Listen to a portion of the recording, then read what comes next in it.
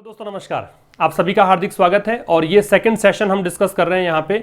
जो टेस्ट की मैंने बात की थी कि आप एक बार एडिटोरियल पूरा देखें, कंप्लीट देखकर उसका नोट्स बनाएं, प्रॉपर तरीके से हर एक चीज़ को समझें।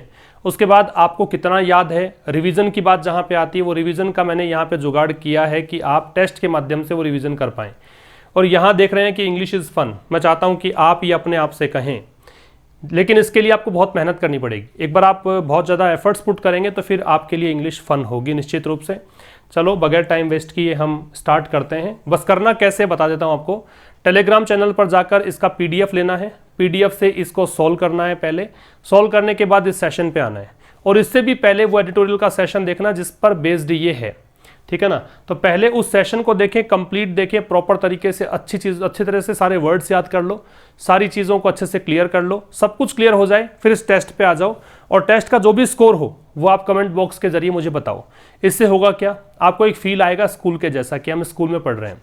और मैं चाहता हूं कि अगर ये फील आता रहेगा कि स्कूल में है, तो आप याद कर लीजिए उन दिनों को मार्क्स बहुत अच्छे आते थे आपको सब कुछ याद भी रहता था, है ना। वो सब चीज़ें आपकी संभव होने शुरू हो जाएंगी अगर आप स्कूल का सा फील करते हैं तो। चलो बात करते हैं। पहले कॉमन एरर का एक प्रश्न आपके सामने। The disastrous leak of a toxic chemical. तो टॉक्सिक केमिकल जहरीला रसायन है, उसका डिजास्ट्रस लीक मतलब विनाशकारी जो रिसाव हुआ है। दैट यहाँ केमिकल के लिए, that has killed several people, जिसने अनेकों लोगों को मार दिया है, ठीक है। इससे अनेकों लोग मर गए हैं। एंड लेफ्ट 100 सिक, और सैकड़ों लोग इसमें बीमार भी हो गए हैं। नियर विशाखापट्टनम इन आंध्र प्रदेश। कहाँ की घटना है? आंध्र प्रदेश में विशाखापट्टनम के पास की घटना है। ये जो चीज़ है वो come as a surprise, come as a shock. तो ये एक प्रकार से शॉक है, एक प्रकार से झटका लगा है। किसको? एक देश को। वो देश जो कि स्ट्रगल कर रहा है। किसका स्ट्रगल कर रहा है? किसके लिए स्ट्रगल कर रहा है? तालमेल बिठाने के लिए। कोविड का हमने डिस्कस किया था, तालमेल बिठाना। तालमेल किससे बिठाना है? प्रोलॉन्ग्ड लॉकडाउन, लंबे चले आ रहे लॉकडाउन से, काफी लंबा ये जो लॉकडाउन चल रहा है उससे। यहां पे देखिए गलती किस चीज की है। ये सब्जेक्ट था द डिजास्टर्स लीक, ठीक है। तो ये जो डिजास्टर्स लीक है टॉक्सिक केमिकल का, जिसने अनेकों लोगों को मार दिया है और सैकड़ों लोगों को बीमार कर दिया है इस स्थान पर, ये एक प्रकार से शॉक के रूप में आया है। तो ये कम जो है वो वर्ब प्लूरल आ रही है, जबकि यहाँ पे डिजास्टर्स लीक है वो सिंगुलर आ रहा है। जबकि अगर ये सिंगुलर है तो आपको ये भी सिंगुलर करना था। तो यहाँ पे कम के स्थान पे क्या आएगा? कम्स। तो पहले का आंसर आ गया है आपका सी। चेक करते चलना अपना स्कोर। फिर इसके बाद आ जाइए सेकंड पर। The Andhra Pradesh government must focus immediately on the medical needs of those who have been grievously affected by the gas leak, which has inevitably led to comparisons with the 1984 Bhopal gas disaster. क्या बोलना चाह रहा है? देखो, आंध्र प्रदेश सरकार को यहाँ पे निश्चित रूप से फोकस करना चाहिए। मस्ट ऑब्लिगेशन के लिए आता है, फोकस करना चाहिए, तुरंत फोकस करना चाहिए। किस पर? तो उसके लिए ऑन लग गया, मेडिकल नीड्स पर। जो चिकित्सकीय आवश्यकताएं हैं, मेडिकल आवश्यकताएं हैं, मान ली बीमारी अगर उनको लग गई, बीमार वो हो गए, तो उनको लिए दवाई पानी सबकी व्यवस्था करवाई जाए। किन की बात कर रहा है? Of those. ये दोज और हु का कॉम्बिनेशन में बताया था, लेकिन ये तब पॉसिबल होता है जब आगे वर्ब होती है, तो वर्ब भी है ना। तो उनके लिए जो कि यहाँ पे ग्रीवियसली अफेक्टेड हुए हैं। ग्रीवियसली का मतलब बहुत गंभीर रूप से, अफेक्टेड का मतलब यहाँ पे प्रभावित हुए हैं। किससे? इस गैस लीक से। गैस लीक से पहले द क्यों है? क्योंकि हमें पता था ये मैटर किसके बारे में बात कर रहा है, इसलिए। विच हैज़ इनेविटेबली लेड, और इसने, इनेविटेबली मतलब अपरिहार्य रूप से, इससे बच नहीं सकते हो आप, तो इसने इसको इस रूप में परिणित कर दिया। लेड टू का मतलब रिजल्ट निकलना है, तो इसने इसको इस रूप में परिणित कर दिया कि कंपैरिजन करवा ही दिया आखिरकार। किससे? 1984 के भोपाल गैस डिजास्टर से। So let me translate it again so that you may understand what kind of thing is about. तो यहाँ पे आंध्र प्रदेश सरकार को यहाँ फोकस करना ही पड़ेगा तुरंत। वो लोग जो कि बहुत बुरी तरह प्रभावित हुए हैं गैस लीक से, उनकी मेडिकल नीड्स को यहाँ पे देखना पड़ेगा। और विच हैज़ इनेविटेबली लेड, तो गैस लीक जो हुई है उसने मतलब यहाँ पे इसको पुश कर दिया है कंपैरिजंस करवाने के लिए कि 1984 में एक भोपाल गैस त्रासदी हुई थी, उससे कंपैरिजन ये हो रहा है। कोई एरर नहीं है दोस्तों, नो एरर है इसके अंदर। आ जाइए अगले क्वेश्चन पे, जो एक बार फिर से कॉमन एरर का है। कह रहा है कि एज ए हार्मफुल केमिकल, एक हार्मफुल केमिकल के रूप में, ठीक है। एक स्टायरिन जो एक केमिकल है, ये कुड हैव क्रोनिक इफेक्ट्स, इसका एक क्रोनिक इफेक्ट हो सकता है। क्रोनिक का मतलब हमने क्या डिस्कस किया था, रिकॉल करें अपने आप से।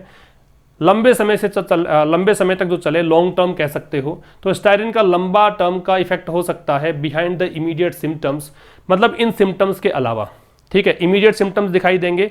उनके अलावा यहाँ पे लंबे टर्म के परिणाम भी निकल सकते हैं, लॉन्ग टर्म इफेक्ट्स भी पड़ सकते हैं। तो ये बिहाइंड है, जबकि होना चाहिए यहाँ पे बियॉन्ड।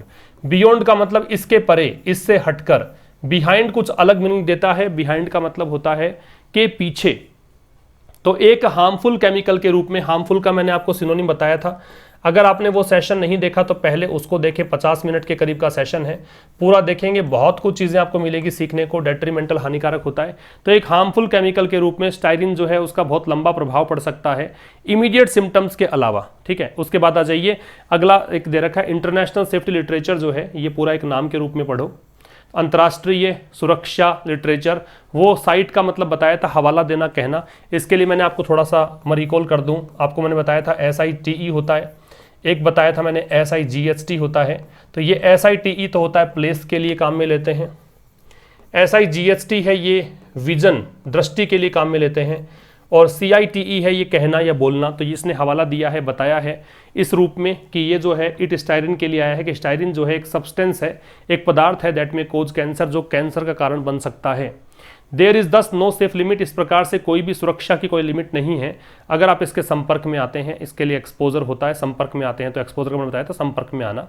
तो गलती किस में है इस पार्ट के अंदर? तो देखो यहाँ पे बिहाइंड के स्थान पे बियॉन्ड आना चाहिए था, बिहाइंड का के पीछे होता है, बियॉन्ड का मतलब इससे परे, इससे हटकर ये भी है।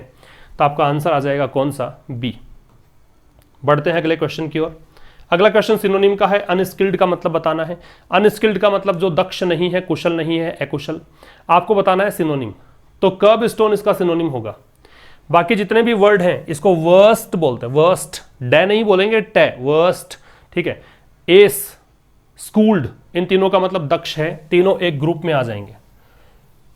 ये सब इसके एंटोनिम्स हैं।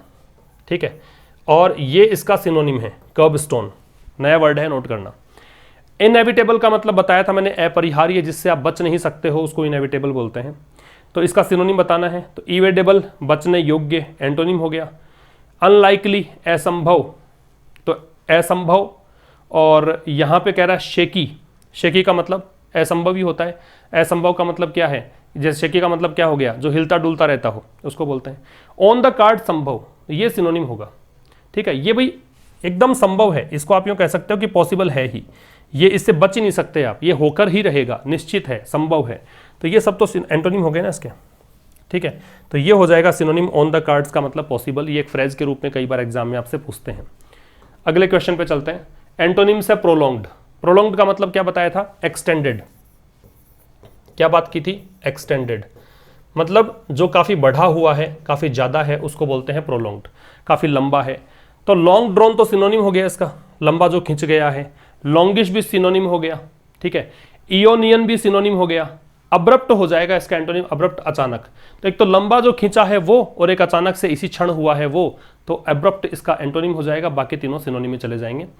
हैजर्डस, इसको पढ़ते क्या है? हैजर्डस। अब प्रोनाउंसिएशन पे भी ध्यान दें, मैं कोशिश कर रहा हूँ, जिस मैंने वीडियो में बताया था आज आपको, मैं मेरी पूरी कोशिश करता हूँ कि आपको सही तरीके से बताऊँ, एक्यूरेट चीज़ें बताऊँ। मुझे नहीं पता होता, मैं तरीका देख के, सीख कर आपको बताता हूँ, और आप भी उसको फॉलो करें। धीरे धीरे लंबे प्रोसेस है ये सीखना, मेरे साथ साथ चलते जाएँ। इंग्लिश बहुत अच्छी मैं करवा दूंगा, मेरी कोशिश है आपके साथ। तो यहाँ पे हैजर्डस खतरनाक को बोलते हैं, तो पार्लस इसी ग्रुप का है, ये भी खतरनाक होता है। ग्रेव का मतलब गंभीर होता है, खतरनाक कह सकते हो। इन्वोल्ड का जटिल होता है, इन्वोल्ड का शामिल भी होता है, मैंने शायद बताया था और आपने देखा होगा। इन्वोल्ड जटिल तब होता है जब इसका आप एट्रीब्यूटिव रूप में यूज करो। ठीक है ना, एट्रीब्यूटिव यूज करो, मीन्स नाउन से पहले यूज करोगे, जो इसका जटिल होता है, कॉम्प्लिकेटेड। नाउन के बाद आए, पोस्ट पोज एडजेक्टिव के रूप में आए, तो इसका मतलब होता है क्या? शामिल होना। और ऐसी कंडीशन में इसमें कौन सा प्रपोजिशन लगता है? इन लगता है। ये सारे आंसर चलते रहने चाहिए दिमाग में आपके। इनोक्यूअस आपका आंसर आ जाएगा, ये है हानि रहित। तो इसका एंटोनिम चाहिए था, तो एंटोनिम हो जाएगा इनोक्यूअस। आगे आ जाओ। मिस स्पेल्ड वर्ड की बात है, कौन सी स्पेलिंग इसमें गलत है?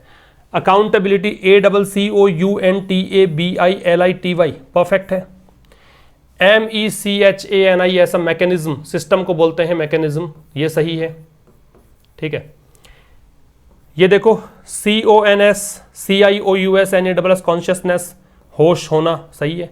Over ridden, OVER, RIDDEN, double R आता है इसके अंदर, एक तो ओवर है इसमें और एक रिडन है, RIDDEN, ये गलत है। यहाँ पे एक आर रह गया, लेकिन फ्लो में हो सकता है कि इसको आप सही मान बैठें। ओवर रिडन का मतलब क्या बताया था, एक तो अधिक इंपॉर्टेंट होना होता है, एक अनदेखी करना होता है। फिल इन द ब्लैंक्स में आ जाओ। There are horrific stories of people falling from buildings, तो ऐसी डरावनी कहानियाँ हैं उन लोगों की बिल्डिंग से गिरते हुए, पेड़ मतलब कुएं में गिरते हुए, गड्ढों में गिरते हुए, क्योंकि वो कॉन्शियसनेस खो चुके थे, उनकी मतलब बेहोश हो गए थे। तो लूज तो आएगा नहीं, ये तो मतलब हैबिचुअल हो जाएगा। फर्स्ट फॉर्म अगर कर दोगे तो हैबिचुअल है, हमेशा ही ऐसा होता है, ऐसा तो मीनिंग नहीं है इसमें।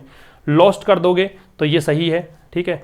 आर लूजिंग आएगा नहीं क्योंकि प्रेजेंट में हो गया, क्योंकि ये बेहोश हुए तब जाके गिर रहे थे, तो ये नहीं है कि अभी बेहोश हो रहे हैं, कॉन्शियसनेस खो रहे हैं, और ये भी प्रेजेंट में हो गया तो प्रेजेंट में तो जाएगा नहीं, तो लॉस्ट आ जाएगा। इससे आगे बढ़ते हैं, एक प्रश्न और है। ऑल्दो सम में सी द इंसिडेंट, यद्यपि कुछ लोग इसे देख सकते हैं इस घटना को किस रूप में, as a consequence of the lockdown, कि ये लॉकडाउन का रिजल्ट है, परिणाम है। कॉन्सिक्वेंस का मतलब परिणाम। The states have the authority, states के पास ये अधिकार होता है, dash the central governments orders, central government के आदेशों के तहत, कि वो प्रोसेस, इंडस्ट्री प्रोसेस को एग्जेम्प्ट कर सकता है, छूट दे सकता है। तो ये किसी के अधीन, किसी के तहत, उसके लिए मैंने क्या बताया था, अंडर आएगा। बिलो है वो अबव का अपोजिट होता है, ये अबव का बिल्कुल एंटोनिम अपोजिट है। ओवर का अपोजिट अंडर होता है, ठीक है। फॉर के लिए इसका कोई मतलब था ही नहीं, यहाँ पे आपका आंसर आ जाएगा अंडर। तो इस टेस्ट में क्या आपका स्कोर रहा, कमेंट बॉक्स में जाइए, बताइए मुझे, और यही प्रोसेस हर दिन फॉलो कीजिए। चूंकि अब अगला जो सेशन आएगा मंडे को, जो मैं पढ़ाऊंगा एडिटोरियल, उसका ट्यूसडे को आपको मॉर्निंग में सेशन मिलेगा 5 बजे सुबह, ठीक है ना। तो हर सुबह 5 बजे आप ये सेशन देखें, पूरी तरीके से पूरा सेशन देखें, कंप्लीट देखें। मैं हमेशा कहता हूँ कंप्लीट देखने से बहुत इंप्रूवमेंट आएगा, और बहुत बच्चों के इंप्रूवमेंट आया भी है। बहुत सारे बच्चे बताते हैं मेरे को, सर बहुत इंप्रूवमेंट आया है। साथ ही देखो, एक कोर्स हमने स्टार्ट कर रखा है क्लोज टेस्ट और पैराजंबल का, वो आप बाई कर सकते हैं। वहाँ अभी मैंने 7-8 क्लोज टेस्ट करवा दिए हैं, एक पैराजंबल भी सेशन ले लिया है। धीरे धीरे उसमें बढ़ते रहेंगे सेशन, 100 क्लोज टेस्ट, 100 पैराजंबल मिलेंगे।